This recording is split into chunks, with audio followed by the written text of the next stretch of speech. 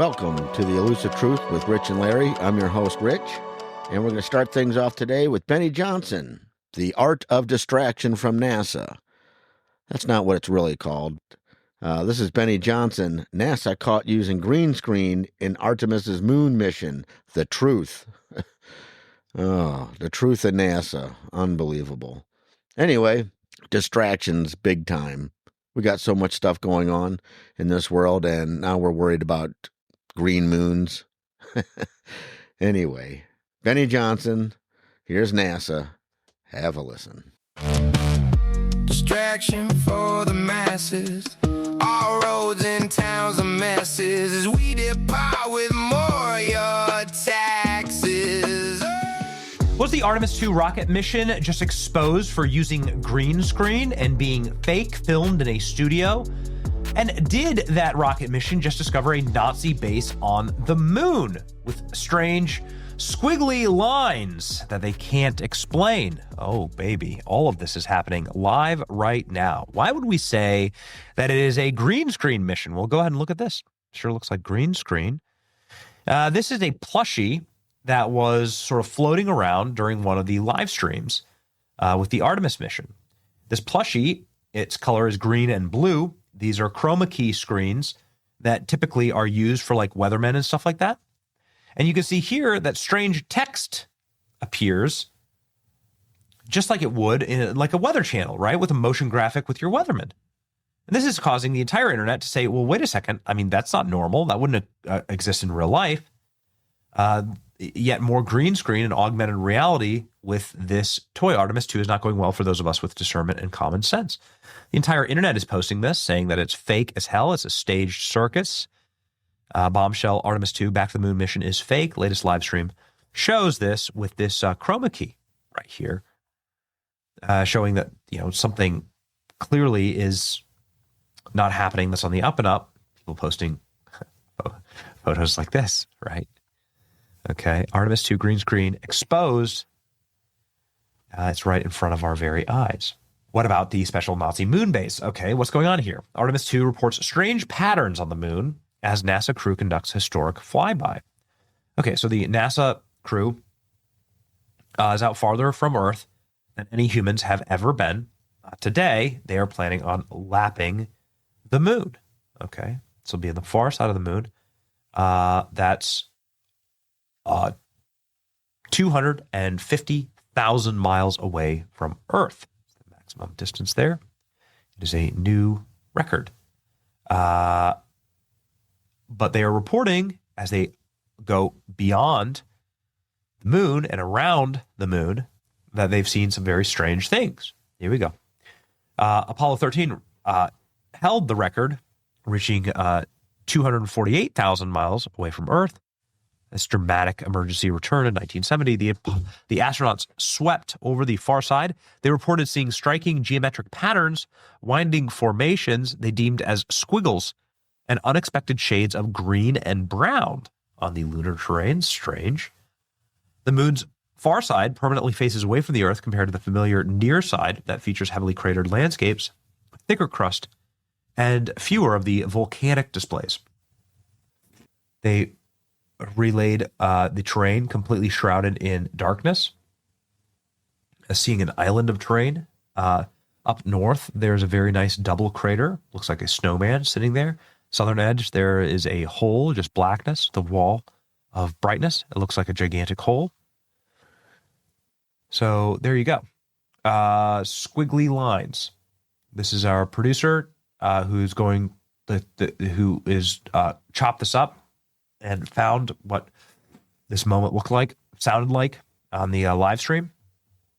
So ladies and gentlemen, let's go. You decide who's making these squiggly lines on the brown and green moon. Yeah, Kelsey, sounds good. We are definitely keeping an eye on that. My eyes have just not readjusted. The moon is so bright when you come back to the window. I was just in the interior of the cabin. I've come back to T-shirt window, and it's just overwhelming brightness.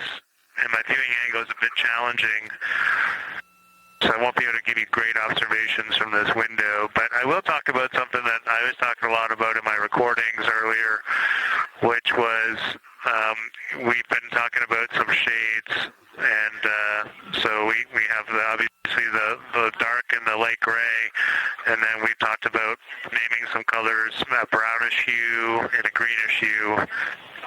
And I'll tell you, like right now, Aristarchus, the plateau is hard for me to see from this window, but that had greenish hues to me and was very unique. I didn't see anything like that anywhere else on this side of the moon. And then I see a lot of these, what I would call brownish hue areas. There's a number of them.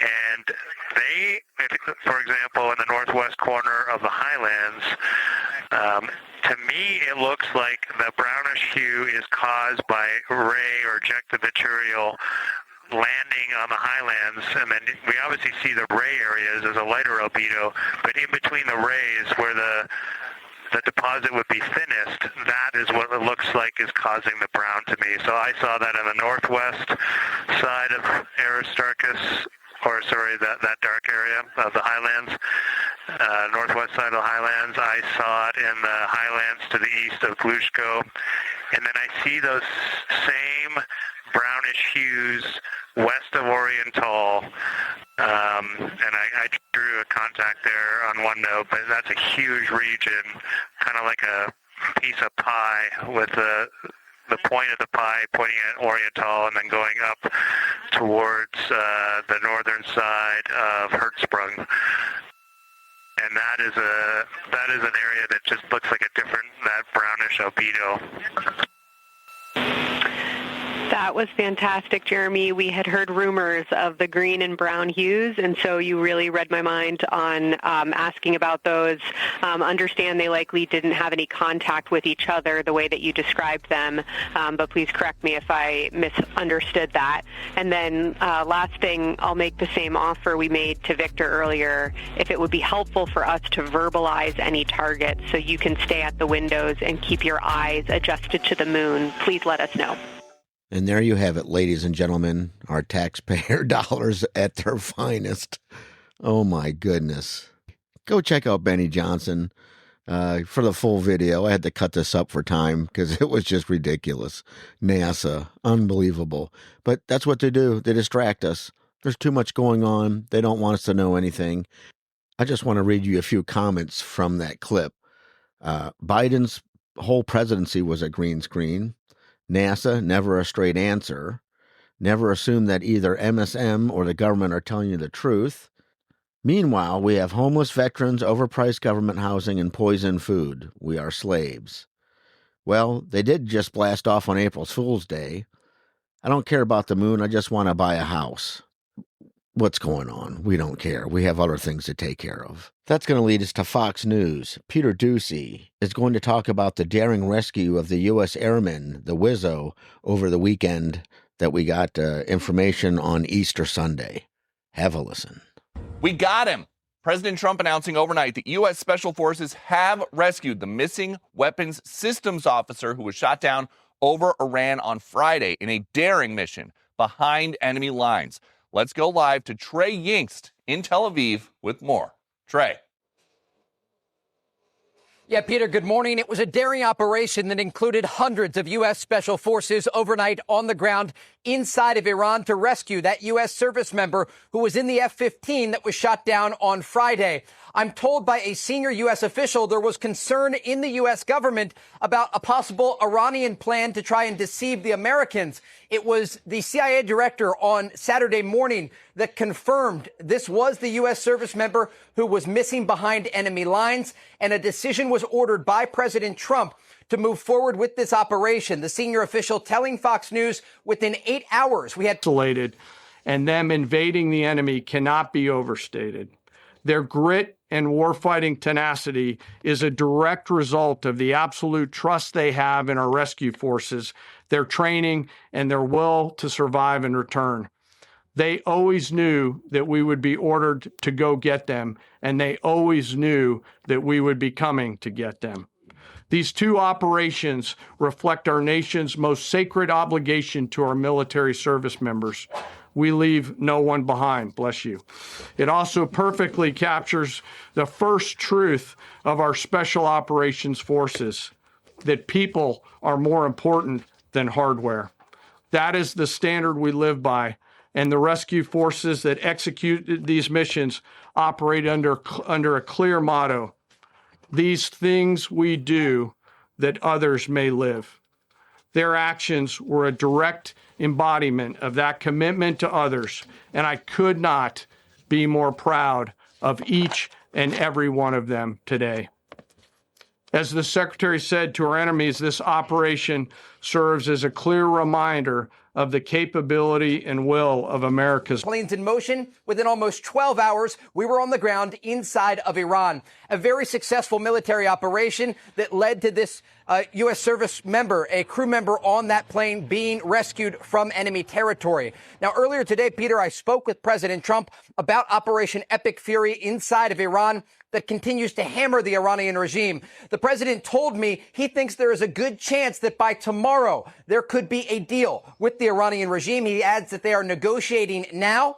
The president went on to say, if they don't make a deal and fast, I'm considering blowing everything up and taking over the oil. Now, interestingly, the president also talked about the protests in Iran earlier this year. He tells me 45,000 Iranian civilians were killed by their own government. And he tells Fox News, we sent guns to the protesters, a lot of them, and I think the Kurds took the guns. And so a lot of different developments, the president talking about Operation Epic Fury and the success of the U.S. military. But again, Peter, that major headline that the U.S. service member was rescued overnight.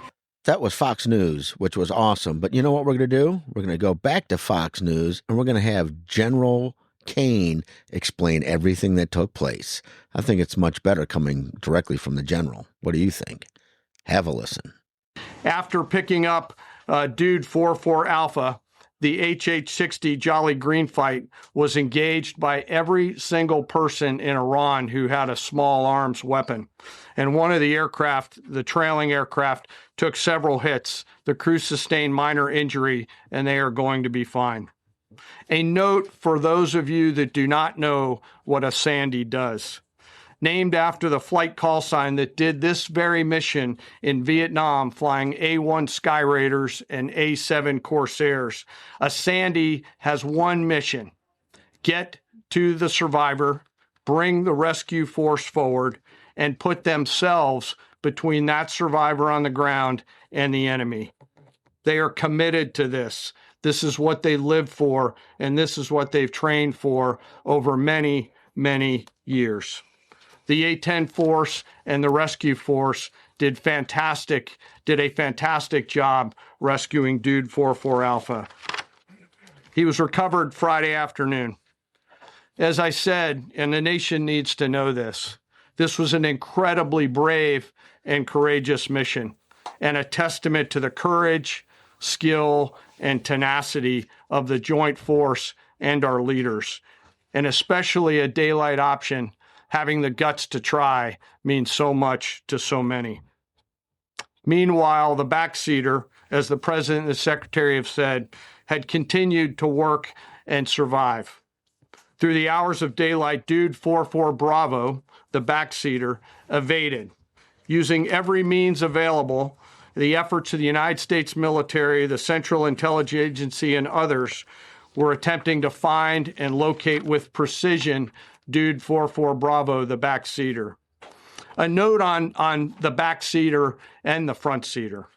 The single most important contributor to a successful rescue operation is the spirit of attack inside the heart of that downed aviator.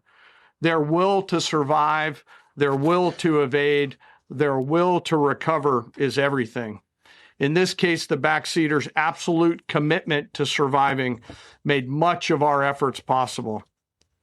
On Saturday, 4 April, after establishing positive communications with the backseater, we learned, as the president said, that he was injured and actively evading enemy forces. And thanks to our interagency partners, we were able to get eyes on his location and positively ID him. Throughout this entire time, the enemy force continued to search for 44 Bravo, and the joint force continued to strike them over and over and over again. Fighting off marginal weather in Iran and the enemy's search for a second time on Saturday, At the recommendation of the CENTCOM commander and at the approval of the Secretary and the President, we launched a rescue task force to recover Dude 44 Bravo. Again, this came to the President and the Secretary for approval, this time with a much larger force package based on the time that the enemy had to prepare to find 44 Bravo.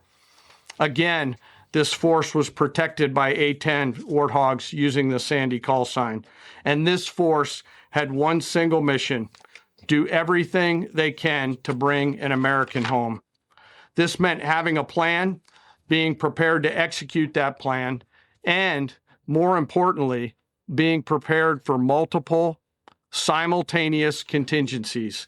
And because of this force's professionalism, grit, and determination, fight off two enemies at the same time: the enemy searching for 44 Bravo and contingencies, which anyone who has done these types of missions knows we run into every single time. The force fought off both of those enemies incredibly well. During the period of darkness on Saturday, and as the Secretary said, into Easter Sunday and into the daylight, the force fought its way in and rescued Dude 44 Bravo. They were protected overhead by an air armada, including tactical drones, strike aircraft, and others. The force fought through multiple simultaneous contingencies, something no other nation, no other military can do, and safely returned Dude 44 Bravo, the backseater, home, and all other Americans home as well. At midnight 12 local Eastern time, Easter Sunday, more than 50 hours after the start of this operation, the Joint Personnel Recovery Center declared Dude 44 Bravo, both the front and backseater, returned to friendly territory. The courage demonstrated by both the pilot and the weapons system officer while isolated and them invading the enemy cannot be overstated. Their grit and warfighting tenacity is a direct result of the absolute trust they have in our rescue forces, their training, and their will to survive and return. They always knew that we would be ordered to go get them, and they always knew that we would be coming to get them. These two operations reflect our nation's most sacred obligation to our military service members. We leave no one behind, bless you. It also perfectly captures the first truth of our special operations forces, that people are more important than hardware. That is the standard we live by, and the rescue forces that execute these missions operate under a clear motto: these things we do that others may live. Their actions were a direct embodiment of that commitment to others, and I could not be more proud of each and every one of them today. As the Secretary said to our enemies, this operation serves as a clear reminder of the capability and will of America's joint force. The United States of America will recover our warfighters anywhere in the world, under any conditions, when we want to. We will always bring overwhelming skill and firepower. To every member of the Joint Force, our interagency partners, the leadership at CENTCOM, and our leaders at the department and above, thank you. I'm proud of each and every one of you and thankful to our deployed forces and their families. And lastly, and most importantly, to Dude 44, welcome home. God bless our servicemen over there. God bless America. Absolutely wonderful. And as you heard, very difficult to pull this off. Thank you very much, General Kane. So we're going to end our show with a quick little bit from Kings Empowering Kings. Never thought I'd be a target. And I'm bringing this up because I've always said, trust your instincts, your gut instincts. Have a listen. So listen, they're not just targeting women. They're coming after us men, too. Last night, I was targeted at Walmart. Listen, fellas, we got to be careful too. Man, I'm coming outside of Walmart last night, and mind you, I'm on my live stream. I'm still live. I'm still streaming on TikTok. I'm in my live stream, and I come and sit in my truck, and I'm sitting in my truck for a minute. Dark parking lot. I parked off on the side, kind of away from everything, and it's dark in this parking lot. So I'm sitting here having a conversation with my chat, and some old Caucasian man walks up to my window and says, "Hey, you know, you got a really big nail in your tire. There's a huge nail in your tire, man. You might want to get out of here and check it out." So I'm looking at him, and he keeps emphasizing on the fact that it's a really big nail. Now, mind you, my truck is not no older truck, man. I can see if I was losing air, it will let me know the pressure that's on the gauge. So I can see when the pressure is going out of my tire, right? And this is the one night, man. This is the one night. Normally, I don't go nowhere without my pew-pew. But this is the one night I decided to go because I just need to run and grab something real quick. And something in me, I don't know what it was. There was just something in me that was like, listen, just check it later. Just check it later. Right. So I don't even mind checking it. I just leave it alone. I just tell him thank you. I wave at him. It's like, yeah, I appreciate you, man. Thank you, y'all. Thank you. Thank you. Thank you. And so he gets in his truck and he doesn't pull out. He doesn't pull out. He doesn't do nothing. Right. So I'm wondering why he hasn't took off yet. So the whole time I'm getting myself together, getting ready to leave. And soon as I pull off, I pull to the left. He pulls off to the right. And when I tell you it was that moment, something was just telling me not to check it, right? I've never got that weird feeling of saying, look, man, don't worry about it. Because any other time, if somebody say I got a nail in my tire, I'm like, hold on, let me check real quick. But I realized that I wasn't losing no pressure on my tire. It didn't pop up on my dashboard, letting me know nothing. But something inside of me, man, was just saying, look, man, don't even worry about it. I get back to the house and I go thoroughly over my tire, man. When I tell you I backed it up, pulled it forward to check over my tire, there was not one nail, not one screw, not nothing in my tire at all. Even now, here it is in the morning. This was just last night. In the morning, I look again, nothing wrong with my tire. So, fellas, be careful, man. They trying to target you too, man. Obviously, he didn't know what he was about to get himself into. I don't know if he thought I was just going to be a pushover and he was going to grab me up. But listen, fellas, be careful. Ladies, be careful, man. They out here. I had a big conversation over the weekend with Donnie, basically saying the same thing. You must trust your natural instinct. You got a feeling, follow it. Your gut instinct, go for it. That will help you out more often than you can believe. A lot of people just ignore it and they get themselves in a lot of trouble. So thank you for coming down the rabbit hole with me. We'll see you next week. We have a lot going on and much more time to talk about things. So with that, keep looking for the elusive truth. God loves you. God bless America. God bless our troops. Take care of your friends, your neighbors, your family, and more importantly, take care of yourself. We'll see you real soon. Bye-bye.